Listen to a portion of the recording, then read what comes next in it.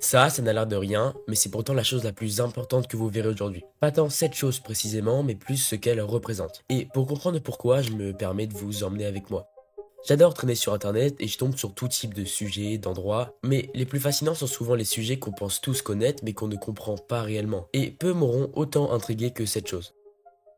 C'est un CAPTCHA, et je vais pas m'attarder sur à quoi ils servent, il y a vraiment marqué dessus, mais c'est assez facile de remarquer qu'ils sont partout. Dès que vous essayez de vous inscrire quelque part, ils sont là. Dès que vous essayez de vous connecter à votre compte, ils sont là, pour vérifier que vous êtes bien un humain et pas un robot. Mais ça, c'est la façade que tout le monde connaît. Là où ça devient un peu plus intéressant, c'est quand on se penche sur la manière dont cette vérification est faite. Et pour comprendre, quoi de mieux que d'aller essayer par nous-mêmes.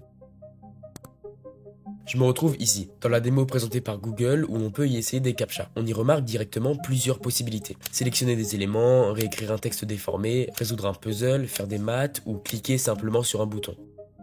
Bon, il est où le problème ?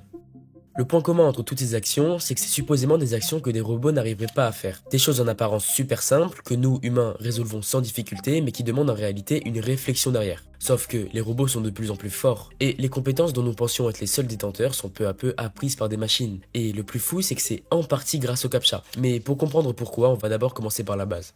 Les CAPTCHA, soit 7 acronymes que je vais m'éviter de prononcer, ont été inventés en 2000 et s'inspirent de la machine de Turing qui avait pour but de reconnaître les humains des machines. À la seule différence que pour les CAPTCHA, c'est une machine qui valide le test. Il n'y a pas un humain derrière chaque CAPTCHA. Ça a très bien marché au début, surtout que les tout premiers CAPTCHA étaient juste des textes un minimum déformés. Mais la réalité, c'est que ces CAPTCHA sont vite devenus obsolètes. Et c'est pour ça qu'en 2007, ReCAPTCHA a été inventé. La différence presque évidente avec les CAPTCHA de base, c'est que les tests sont plus durs et que Google se permet de récolter quelques données, comme le temps pour résoudre le CAPTCHA ou encore la manière dont s'est déplacée votre souris. Ce qui est plutôt compréhensible car une machine aurait plus des mouvements brusques sans aucune imperfection. Mais là où ça devient un peu plus intéressant, c'est qu'il ne se contente pas que de ça. Google prend aussi votre type d'appareil, la résolution de l'écran, vos paramètres graphiques, votre adresse IP, votre réseau Wi-Fi, votre historique de navigation et encore plein d'autres choses plus compliquées à comprendre, mais je préfère éviter de vous perdre.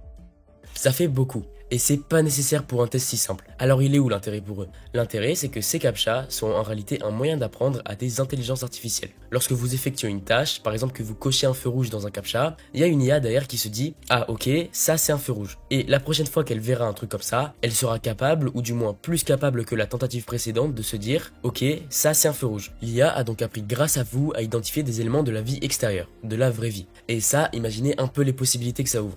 Le projet Waymo, indirectement relié à Google, a justement utilisé l'exemple que je viens de vous donner pour accélérer le développement de certaines voitures autonomes.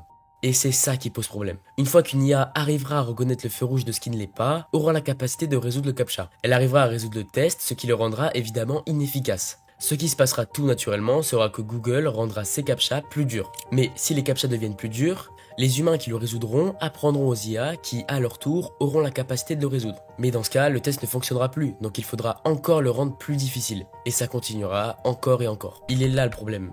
Et il est bien plus vaste que ce que vous pouvez penser. Il est non seulement éthique, existentiel, bien plus présent dans vos vies que ce que vous imaginez, et surtout, il est très loin de se limiter au CAPTCHA, qui était juste un exemple pour moi afin de vous faire comprendre ce qu'il en est vraiment. Premier problème, vous travaillez pour Google sans votre consentement. Je suis quasiment certain que ce que je viens de dire sur les CAPTCHA, je l'ai appris à la grande majorité d'entre vous. C'est plutôt normal car il faut vraiment le chercher pour le savoir. À aucun moment Google vous demande votre avis, sauf dans des longs textes bien conscients que personne ne prend le temps de bien les lire. Ceci dit, ça vous le saviez pas. Vous avez effectué ces CAPTCHA comme je les ai effectués sans trop se poser de questions. Vous avez travaillé pour Google et vous avez entraîné ces IA sans pouvoir ou ne serait-ce que penser à esquiver ces tests. Sauf que il y a 200 millions de CAPTCHA résolus dans le monde chaque jour. Donc ça fait 200 millions d'opportunités chaque jour pour des IA d'apprendre. Et encore, et sûrement plus que ce qu'un humain pourra apprendre dans toute sa vie. Ce qui nous amène tout droit vers notre deuxième problème. Il y a de moins en moins de choses qui nous différencient des IA. Vous avez tous sûrement vu des vidéos plus fascinantes les unes que les autres, qui vous rappellent sans cesse que les IA ne sont pas des humains, et qu'il y aura toujours une frontière entre IA et humain. Et la réalité c'est qu'ils n'ont pas totalement tort. Les IA sont juste des énormes boules de probabilité. Mais que la différence c'est que ça c'est une image générée par IA en 2021, 2 ans plus tard, ça a vraiment rien à voir. Et tout ça en seulement 2 ans. On a des IA qui jouent aux échecs, conduisent, parlent, jouent à des jeux, rédigent, bref, des compétences dont nous pensions seuls détenteurs jusqu'à il y a peu. Parce que le point commun entre toutes ces IA, c'est que c'est pour l'instant des IA plutôt spécialisées. Il y a des modèles comme ChatGPT qui vous font croire que c'est la même IA qui peut tout faire, sauf que c'est plusieurs IA différentes sur la même interface. Si vous demandez à ChatGPT de jouer aux échecs contre vous, je peux vous assurer que vous gagnerez facilement. même sans bien connaître les règles. Et en plus, si vous utilisez un peu couramment comme moi ChatGPT, c'est assez facile de remarquer à quel point il est pas intelligent. Il ne comprend pas vraiment ce qu'il fait. Ça vous est sûrement déjà arrivé de demander à ChatGPT de corriger une erreur pour qu'au final, il la refasse dans le message juste après. Et je vous le dis et je vous le demande à la fois, lorsqu'une intelligence au sens propre du terme verra le jour, qui sera sûrement appelée super intelligence, une intelligence à un tel point supérieur qui fera absolument tout mieux que nous et plus rapidement que nous, vraiment, reposez-vous cette même question. Ce qui nous amène assez facilement vers notre troisième problème, cette IA va voir le jour bien avant que vous le pensez. Sam Altman, le PDG d'OpenAI, soit l'entreprise qui a développé ChatGPT, annonce en septembre 2024 que la super intelligence viendra au monde selon lui dans 1000 jours, soit à peu près 3 ans. Et le fait que ces mots sortent de sa bouche, le fait que c'est une des personnes les plus calées sur le sujet qui affirme ça tout en étant conscient de sa position, et bah ça en dit long sur la suite. Parce que pour ceux qui pensent qu'il est encore possible de différencier des générations d'IA à des créations humaines, voire même des créations naturelles, vous avez alors sûrement remarqué que tout ce qui s'affiche sur votre écran depuis le début du troisième problème est entièrement généré par IA. Tenez, cette vidéo, elle est bien faite, non? Bah c'est une vidéo IA. Et celle-ci, elle est tout aussi bien faite, c'est aussi une vidéo IA. Et celle-ci? Ok, celle-là c'était une vidéo réelle, mais rien que le fait que vous y avez réfléchi montre bien l'avancée fulgurante des IA depuis quelques années et donne raison aux propos de Sam Altman.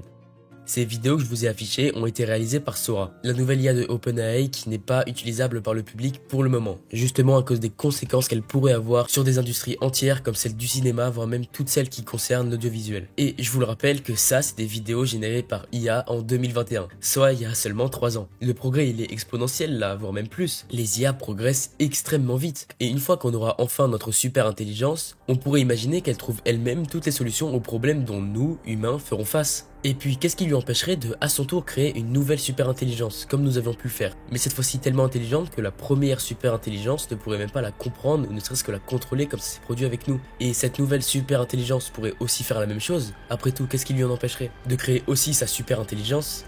Et on continue, encore et encore, jusqu'à ce que nous, humains, soyons à un tel point dépassés par les événements que nous n'aurions même plus une petite trace de contrôle dessus. Le but de cette vidéo, c'était pas de vous faire peur concernant l'avenir de l'humanité, loin de là. Et si c'est quand même l'impression que ça vous a fait, ça veut dire que vous redoutiez déjà les IA avant même de la regarder. Parce que le fait que Google nous utilise pour le développement de ces IA, c'est pas ça qui me dérange le plus personnellement. Vous et moi devons faire grand maximum 3 ou 4 captchas par jour, et ça nous prend encore grand maximum 1 minute par jour. Donc le problème, il est pas là. Le problème vient plus du fait que si on cumule ces millions de minutes, chaque jour, chaque mois, chaque année, encore et encore de tous les utilisateurs, en donnant toutes les données récoltées à une seule et même entité où il nous est absolument impossible de connaître ses intentions, qui pourrait très bien réaliser le pire comme le meilleur et dont nous sommes les acteurs principaux sans même y être au courant.